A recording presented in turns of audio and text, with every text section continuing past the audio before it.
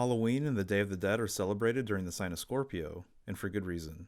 Scorpio is one of the deepest signs in astrology and has been associated with various morbid, transformative, and sexual themes throughout the ages.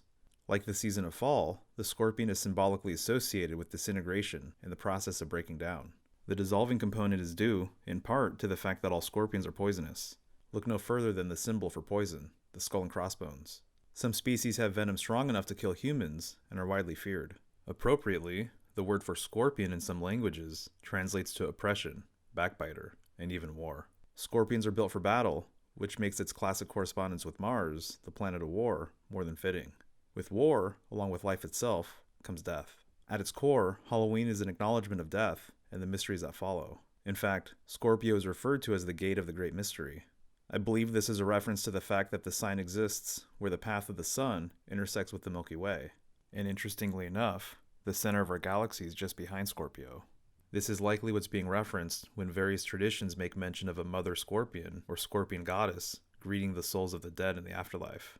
It makes sense then that messages and gifts for ancestral spirits are best received around this time of year, under the scorpion's influence. Leaving offerings for the dead is ancient, and in a way is similar to giving children, who are often dressed like tricksters, ghosts, and the deceased, candy on Halloween. A half-hearted treat, or no treat at all, may leave visitors unsettled, and tricks could ensue. As the holiday implies, it's after dark when the mischievous and the mystical unfolds. This is when the mysteries are fully embraced, and the spirit realm is thought to be closest. Fittingly, scorpions are nocturnal creatures, and thrive in the dark. Skeletons are common decorations this time of year, which speaks to Scorpio's themes of decomposition, and the fact that our bones are the last to decay after death. In some cultures, the bones of loved ones are collected and used as a means to communicate with the departed. The infamous death card is ruled by Scorpio and is the only skeleton featured in classic decks.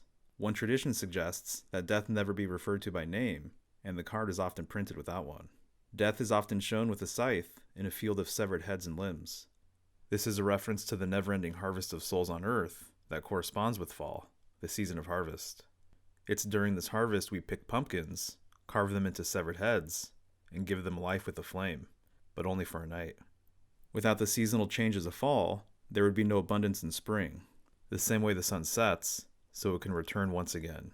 Life and death are not only reminders of each other, but gates to each other as well. And the more you study the two, the blurrier the line becomes. In a lot of ways, Halloween is a celebration of blurred lines. It exists at the symbolic crossroads between fantasy and reality, the sacred and the profane, the living and the dead. It's a time of year where gateways open, worlds bleed through, and whispers can be heard from the other side.